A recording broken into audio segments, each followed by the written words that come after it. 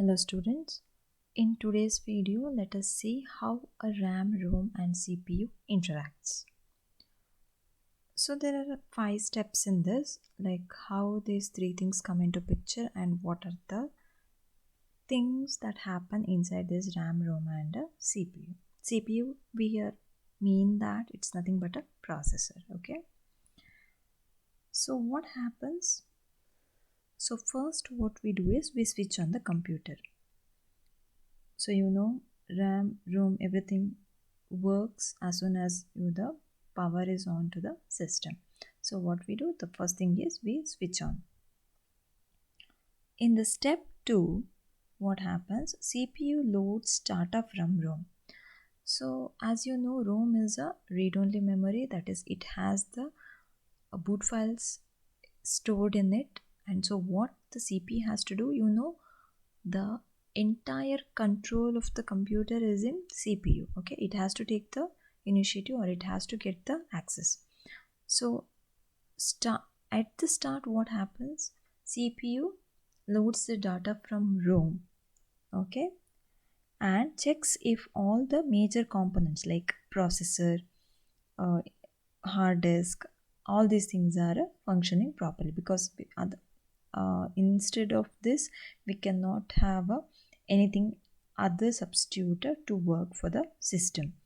Okay, so it checks if everything is, that is the hardware part mostly, is it everything working properly. Okay, next in the step 3, CPU loads the BIOS, that is basic input and output.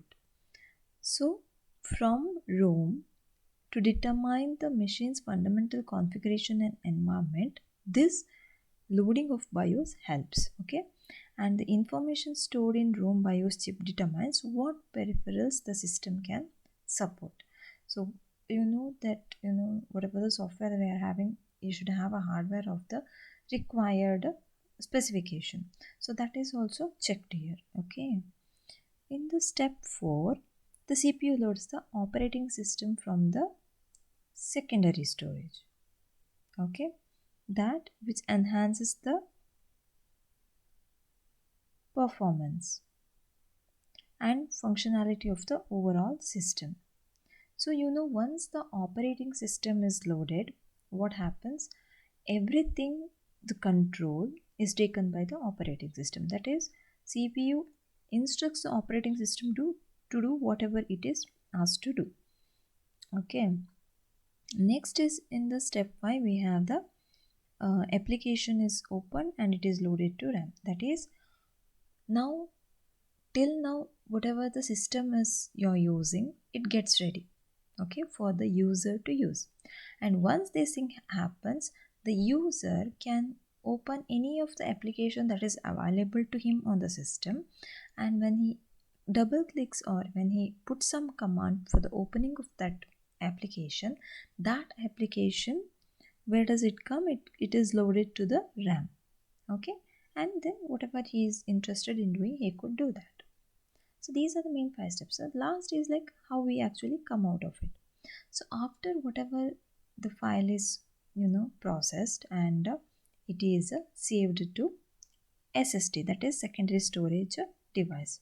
So once you have worked in the application and you have finished working everything, what happens? It comes to the halt stage, that is everything what you are worked in the system, that is whatever now it is loaded to the RAM, it is flushed out of RAM, and whatever the other information you want to load, it can be loaded. Once you have closed the system, or closed the application, whatever the files that was related to the application, it will be put out.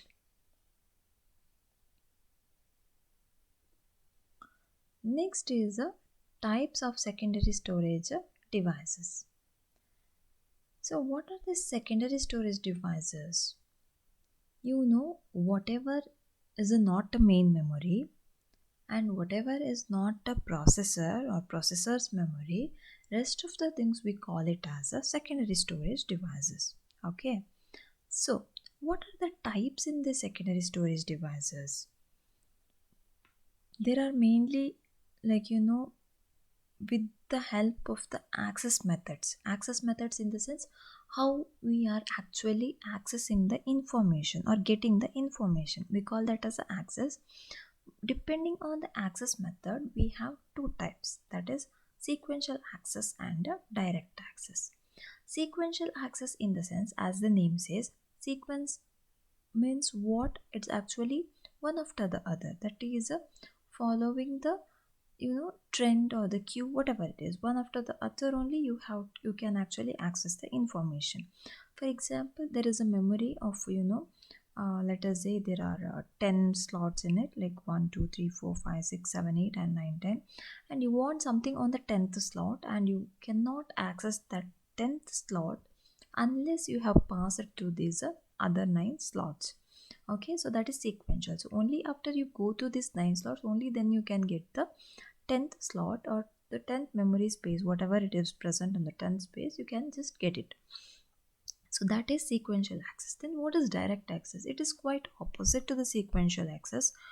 That is, if you mention the memory space, like whatever the memory address you mention, the control directly goes from the place where it is at present to the mentioned space. It does not cross through all the place, like in the previous example what I told, it does not cross through 1 to 9 portions. If the control was earlier in the first space, then it is directly jumps to the 10th space. Okay, so that is direct access. Now sequential access means usually where it is helpful or where we can do is, that is magnetic tape. Okay, this is the only thing that we has a sequential access, that only after one part of the tape is run in the system, only then you can go to the next part of it. So if you in the same thing, if you think of the direct access, then what happens, it could also be called as a random access, that whenever the computer the system wants anything about information, the computer can directly go to the location where the data that user wants, like, or whatever he wants, they are stored. You don't have to go one by one. So that is the direct access. Okay, so then these blocks can be given, like memory space can be given a name of with blocks, and it could be given like block 12, then after some gap it could be block 78, then again block whatever the number is given. So one after the other, like it's not one after the other, just randomly it picks the space and checks if it is present there, and checks if it is present before or after, and again jumps to the space where actually the information is present. So let us see what are the categories come under this. So sequential access device mainly consists of a magnetic tape. If you ask what a magnetic tape, it is nothing but it's simply like a tape that you might have seen as a cassette, or it could be VC or even an audio cassette. So it's similar to that. Okay, the function, everything is almost similar to that. So this was used in computers long before nowadays the whatever the hard disks are available. Before that, these magnetic tapes were used, and when these the hard disk or the instead of that there was a magnetic disk. When that came into existence, this was not that popular.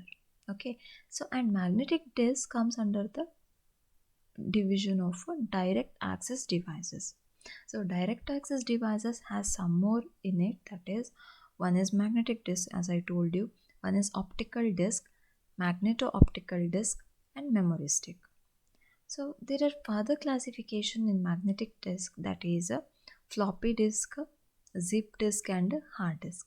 The zip disk is nothing but it's like again the compact storage system. So unlike hard disk, it is much bigger than the hard disk and has much more capacity to store. Okay, so that is zip disk. And floppy disk, you might know, or some of you may not know also. It is a like technology that was used in older times, before your CD was into came into market or came into existence. These floppy disks were used. So it had a few a smaller memory, but it was used to transfer the information from one system to another. Okay, just like you do your optical discs or anything. So it was same like that, but it had a case and all that. Okay, we'll see about the working in the coming videos.